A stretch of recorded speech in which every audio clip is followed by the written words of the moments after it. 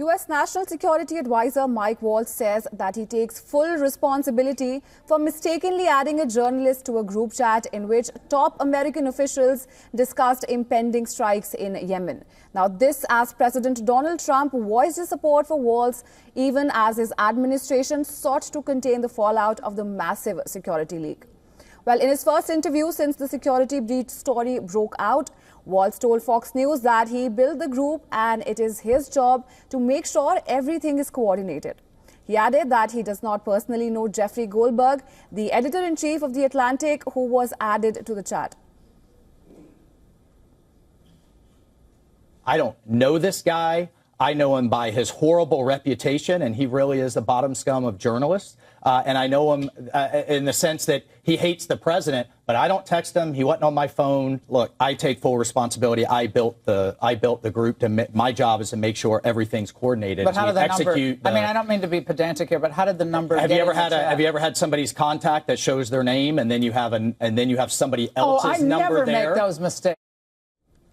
President Donald Trump has said that there was no classified information that was disclosed in the chat, adding that he did not think Waltz should apologize. As Director Ratcliffe testified today.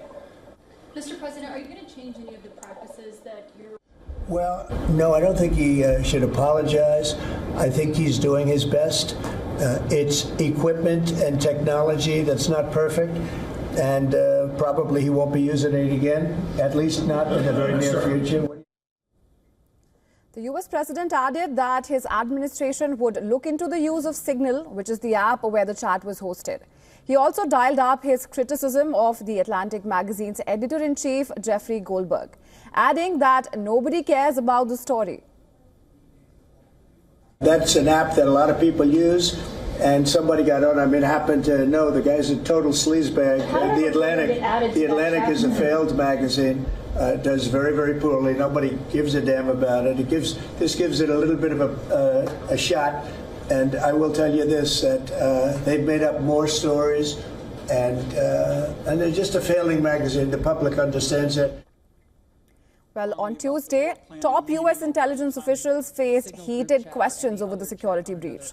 Director of National Intelligence Tulsi Gabbard was questioned on whether she was part of the group chat where classified information was leaked. Now listen in to this heated exchange. You weren't in this particular group chat, but have you... So, Director Gabbard, did you participate in the group chat with Secretary of Defense and other Trump senior officials discussing the Yemen war plans? Senator, I don't want to get into the specifics. Ma'am, were you on? You're not going to be willing to address. So you're not. Are you denying?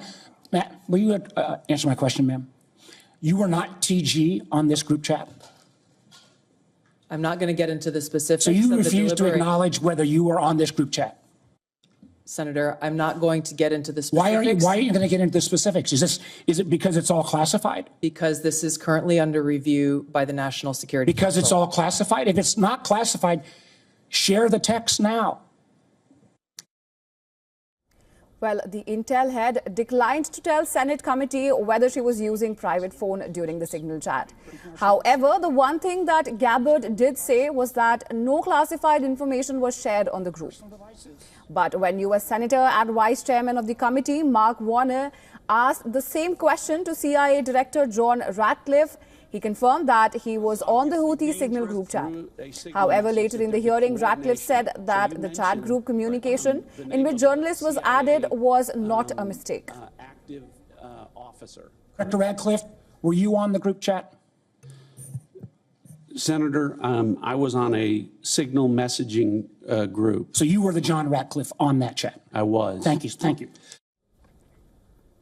The Senate hearing was overshadowed by the case of Intel leak after editor-in-chief of The Atlantic wrote a detailed piece on how the Trump administration added him to the group on messenger app Signal. Well, the shared details war plans of strikes on Yemen's Houthis. Goldberg went on to elaborate how he knew about the March 15 strikes in Yemen. Well, this after U.S. Secretary of Defense Pete Hegseth sent details of the war plan, including information on targets, the timing of the strikes, and ammunition used. The group on Signal, where Atlantic editor-in-chief Goldberg was added, was called Houthi PC Small Group. The chat included several high-profile leaders, including Vice President J.D. Vance, U.S. Secretary of State Marco Rubio, National Security Advisor Mike Waltz, Defense Secretary Pete Hegseth, CIA Director John Ratcliffe, Director of National Intelligence Tulsi Gabbard, Treasury Secretary Scott Bessent, White House Chief of Staff Susie Wiles, and several other senior national officers on the council officials. Well, several questions have been raised on the credibility of the administration's senior-most leadership after the high-risk faux pas.